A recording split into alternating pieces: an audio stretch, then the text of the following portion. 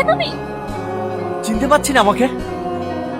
এই দেখ, এবার চিনতে পারছি। বিনা দোষ আমাকে জেলে পাঠিয়ে তুই ভালো আরামে আছি না? আজ তুই খাবে বাপ। বল বল আমার সালমা কোথায়? তুই বিশ্বাস কর, সালমা আমার কাছে নেই। মিথ্যে কথা। আমাকে যখন পুলিশে ধরে নিয়ে গেছিল, তারপর তুই সালমাকে লিখেছিলি। বল সালমা কোথায়?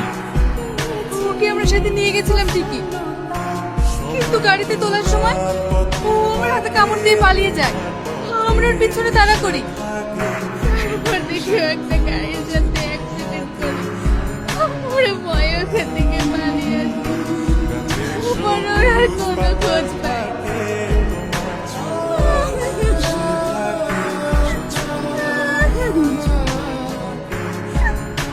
সেদিন বাড়ি এসে দেখি আমার মেয়ে আত্মহত্যা করেছে।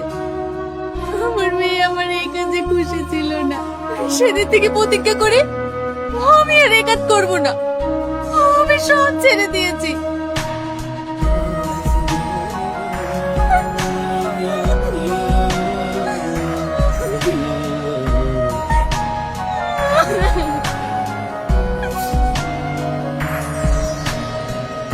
তোর যদি বিশ্বাস না হয়, তোর তো অনেক বন্ধু বান্ধব আছে, ওদেরকে জিজ্ঞাসা কর। মা, মা, এই দেখো কাকে নেছি দেখো। কে? টনি, অনেকদিন পর আমাদের বাড়িতে আসলে। ভালো আছো বাপ?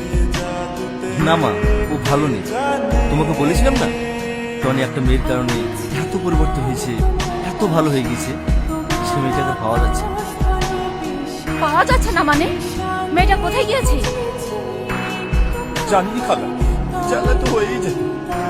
মেয়েটার শোকে শোকে তোমার মুখটা একবারে শুকিয়ে গেছে। বুড়ি, এক গ্লাস শরবত করে নিয়ে আসো তো। মন খারাপ করিস না ভাই। কিছু প্রিয় জিনিস থাকে যেটা জীবন থেকে হারিয়ে গেলে মেনে নিতে শিখতে হয়। যেমন আমার স্ত্রী, ওকে আমি কত ভালোবাসতাম, হারিয়ে গেল। কিন্তু তোর জীবন সঙ্গী তো মরেনি। তুই দেখবি, তুই নিশ্চয় ওকে একদিন একদিন ঠিক খুশি পাবি। আমি সব জায়গায় খুঁজেছি ভাই, কিন্তু ওকে কোথাও পাইনি। ওকে বলে শান্ত শান্ত।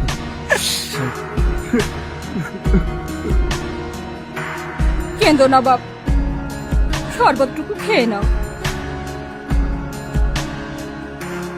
আচ্ছা টনি, সালমার অন্য কোনো নাম বা তোর কাছে কোনো ছবি আছে? ওর একটাই নাম, আর আমার কাছে কোনো ছবি নাই। জানো বাপ, আমাদের বিয়ে আজকালের মধ্যে তোমাদের বাড়ি যেত নিমন্ত্রণ করতে।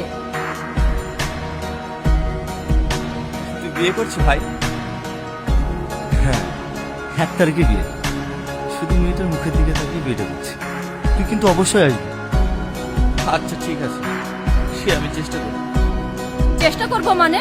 তোমাকে অবশ্যই বিয়েতে আসতে হবে। আচ্ছা ঠিক আছে খালা, আসবো।